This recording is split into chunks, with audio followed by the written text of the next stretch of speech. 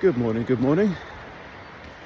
So I'm thinking a lot more about Youphoria. I may change Way of the Carnivore to be about Youphoria. I don't know, but there's definitely a big part of me that thinks there's a book in this. Anyway, so just a few key thoughts really, just to bring you guys up to speed since I posted about it yesterday. It's been getting my brain going. One key thought is the reason why we chase pleasure through drugs and whatever. I think one way of looking at it is to say that what we're actually chasing is euphoria. We're chasing, we know that we're meant to, that we should, and I need to get back to this language, we should feel good most of the time. Now, I don't think that feeling good and being happy is necessarily the same thing, right? But feeling good could be, you can feel good under stress. It's a sense of rightness and everything's right, you're right, you belong, everything's right in the world, yeah? Which is different to happiness. Happiness is one subset of that, anyway. So I think that's what we're actually looking for. We know that we have this natural right to feel right, and I do believe that our culture tries to take that away from us so that it can sell us things and keep us controlled, etc., etc. All this stuff we've explored plenty in the Red Pill Revolution and the Red Pill Food Revolution. So that's definitely one aspect. Now, looking at this language as well. So sorry, just going back to that then. So we try to get it back, right? It's a bit like the kind of Garden of Eden, going back to the garden. There's lots and lots of religious and spiritual texts that talk about this kind of trying to get back to our natural state.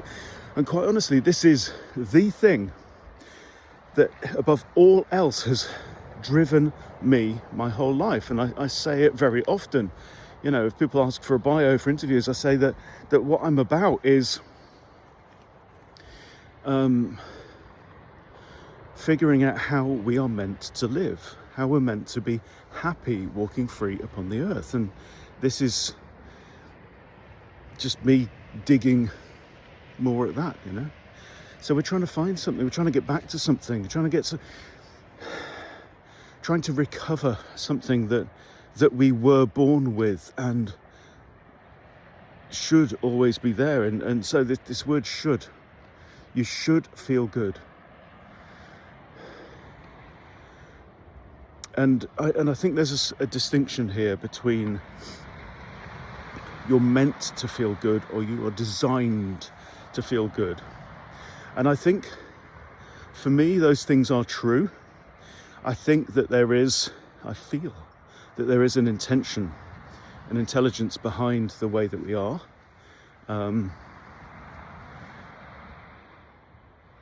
But there's something about you should feel good is in some way even bigger than divine law. It's just more of a statement of fact. You should feel good most of the time. Now, animals in the wild, I believe, feel good most of the time.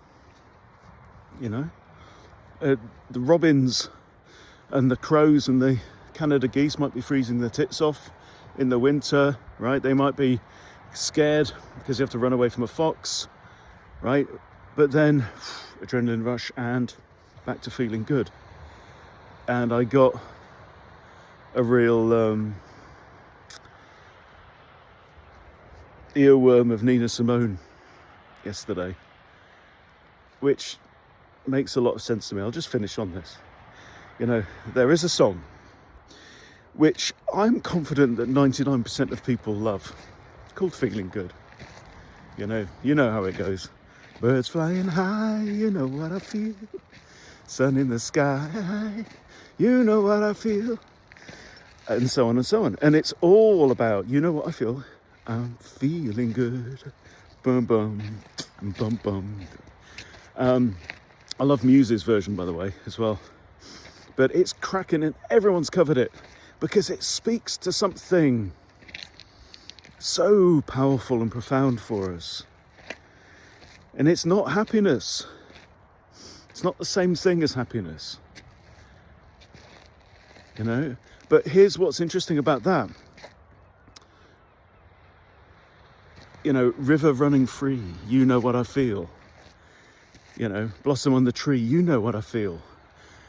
What is Nina talking about? She's talking about being alive. You know, that's what it is. It's the joy of being alive, and every living thing is born into that thrill of being alive. The trees, the river, you know, everything has that. My dog's making a new friend, and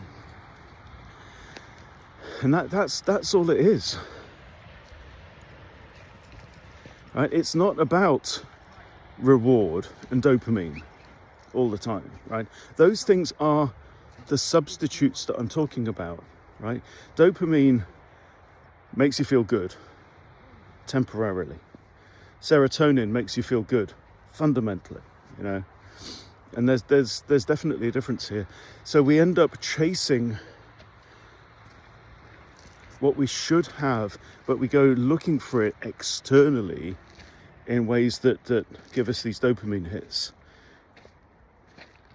instead of knowing. And there's a real key to that. So I'll talk more about this probably in another video because this one's gone on far too long. The key, I think, to all of it is simply knowing that euphoria is there. You were born with it. Nobody can take it away from you. It's just covered up and it's right there, accessible right now. All you have to do is believe it, manifest it. See you later.